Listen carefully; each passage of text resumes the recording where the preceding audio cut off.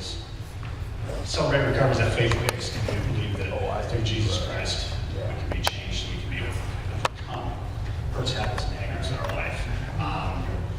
So last week, and we have a teaching one week, and we have a testimony next week. A teaching one week and a testimony next week. And last week we were on step 2. We came to believe that power greater ourselves could restore us to sanity.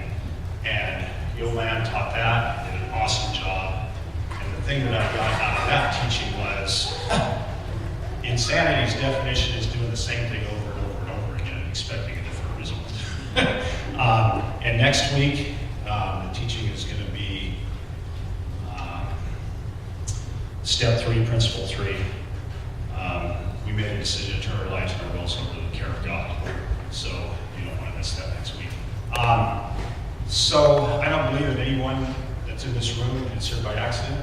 I don't believe that there's any accidents. The Lord has any accidents. We're in the house of God. And I'm just here to tell you my story, share my story. So I'm a believer that I've overcome lots of things in my life, but my drug of choice is alcoholism, and this is what I'm going to focus on today, is my alcoholism. I was raised on a 375-acre farm in southeastern Ohio. I had 3 brothers and 1 sister. I was the next to the oldest. My older brother was from my mom's first marriage. My father was a practicing alcoholic. He was abusive to my older brother.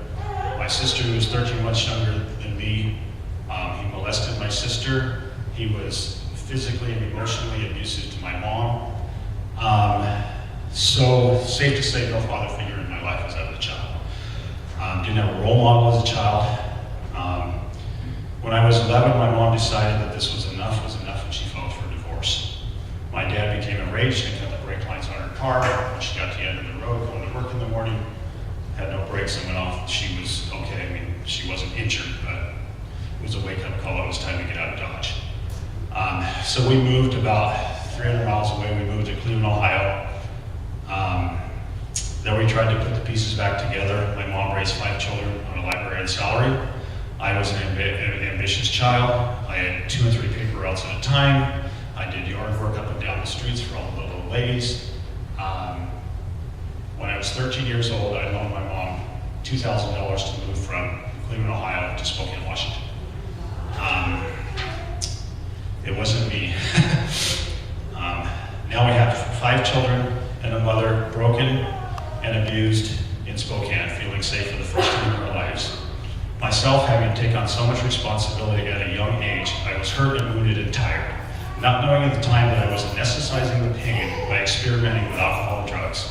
I was not raised in a home that believed in God. I remember the first time I was drunk was at the age of 8. My father made his own home brew. He would play cards down at the community swimming hole and trade his home brew for the other beer. When it got time for the mothers and the children to go home, I begged to stay with my father. I longed to be with him and have a relationship with him. Well, I was the beer runner. The rest of the night was history. I'd sit on my dad's lap and he'd play cards. And I can remember coming home and taking all the bugs and dropping them in the sink and cutting my hands. And the other thing is my dad used to make his own homebrew. My sister and I used to sneak out to the barn and drink, experiment. I ran my own show. I do believe that the Lord had his hand on me my entire life. I believe that the Lord had a destiny for me and that the Lord's angels were watching over me to fulfill the Lord's destiny in my life. Between the ages of 14 to 17, alcohol and drugs were pretty much part of my life. At 17, I had so many traffic tickets that I decided it was time to start fresh. I joined the Marine Corps. My denial pattern started. I thought, well, fresh start, just another practicing alcoholics chapter in his life. I went overseas, no drinking age, it was easy to practice. Returned to the States after a year overseas and was stationed in San Diego. I had an authority issue with a superior officer, which caused a cycle of events, which ended up with me spending 6 months in the military jail and discharged from the Marine Corps. Another character defect. Someone in authority over me. Okay, cool. Now let's start over again in Spokane. Feeling like I was seeing all my old friends, I returned and I remembered feeling and seeing all my old friends 3 years later, same place, same house, same stories, same alcohol. I I'd been overseas, I'd seen it, I'd done it, it was time for me to move on.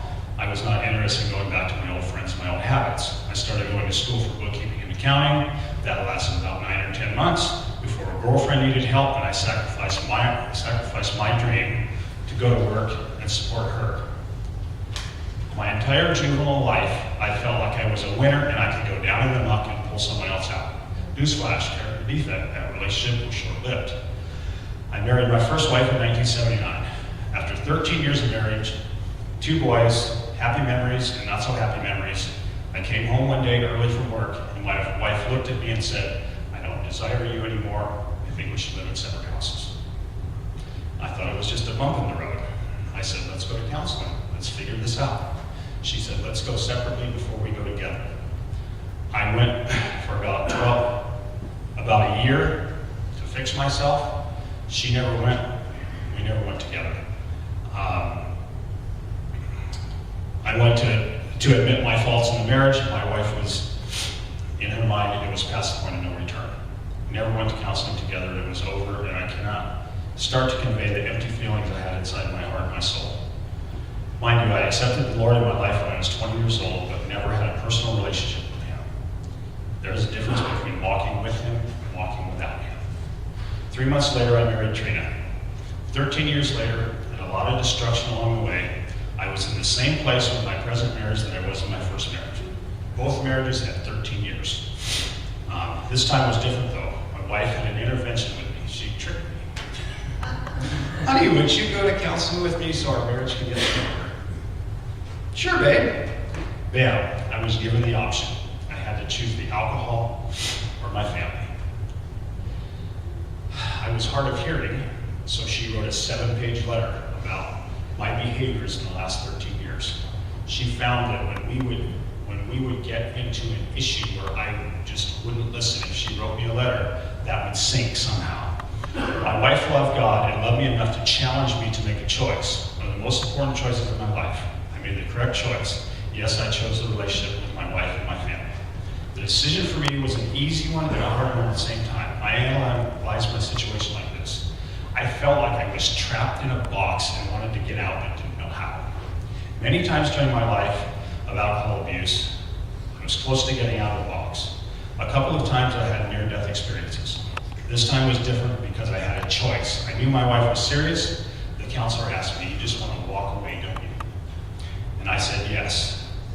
It's easier for me to walk away and start over than it is to do the hard work of communication, caring, working on situations together, being a loving husband, being a present father, being a positive citizen in society, being aware of my feelings. All these things were foreign to me. I made the correct choice and the journey began. Positive and growing, but also painful. My wife and I separated for a while so we could work through things. Hurts, old habits, hang-ups, extensive counseling sessions with a good godly counselor. I started going to 12-step meetings for addicts such as myself. I started the overcoming process. I would say for me, after about a year, the fog began to lift. I saw the light at the end of the tunnel. The hardest thing for me to overcome was not the alcohol. The alcohol was just a symptom of the problem. The root of the problem was that I was wounded deep down in my heart and my soul. My soul had been stepped on by my father, and I had withdrawn from any relationship where I had to go to that place where I felt pain. Once a relationship got to the place deeper than just the surface, I was going. Pretty messed up on it. This time was different. I loved my wife and my family, and I hit bottom and I wanted out. I yearned for a relationship with my wife and my children. I believe the Lord had orchestrated the time and the place for my wife to confront me, to give me the choice. I believe I was ready. So as the fog started to lift, my relationship with my wife started to grow. No more lies. We began to build positive stepping stones that had propelled us to where we are today. My relationship with my children began to change. Instead of superficial conversations, deeper conversations began to occur. I attended children functions where before my wife was there without me. I was learning how to become a positive husband and father. On purpose, I became involved in my wife and my children's lives. Since sobriety, I had a relationship with my wife and my 6 children and my grandchildren. Celebrate recovery has given me a recipe for living. Miracles in my life since the choice of sobriety. My son was healed of lactose intolerance. I had my shoulder healed. I've been with 4 of my children to harvest deer. We've been on many sturgeon fishing trips together. The biggest miracle in my life is my relationship between myself and my God. And the second most important relationship and blessing is my relationship between myself and my wife. And my program is not your program. This is just my story. This is my program. For me, and this is just for me, my issue and my solution to my issue for 35 years was 18 inches away, and I didn't even know it.